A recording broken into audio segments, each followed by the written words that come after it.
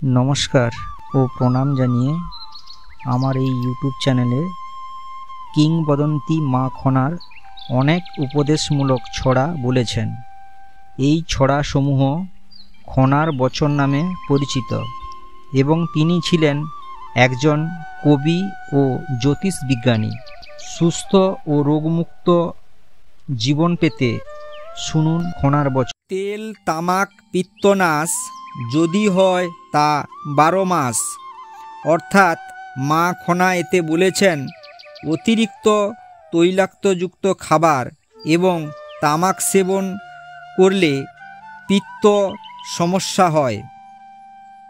ঘোল কুল কলা তিনে নাশ গলা, অর্থাৎ মা খনা এতে বলেছেন গলার যদি কোনো অসুখ হয় তবে ঘোল কুল ও কলা না খাওয়ার উপদেশ দিয়েছেন।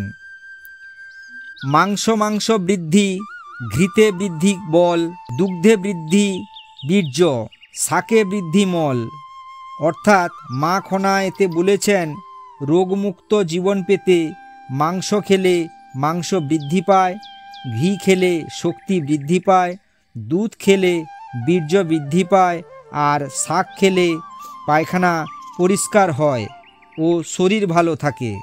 মা খনার বচনগুলি শুনতে আমার চ্যানেলটিকে সাবস্ক্রাইব করে পাশে থাকুন, যাতে আমি নতুন নতুন ভিডিও করতে উৎসাহী হই।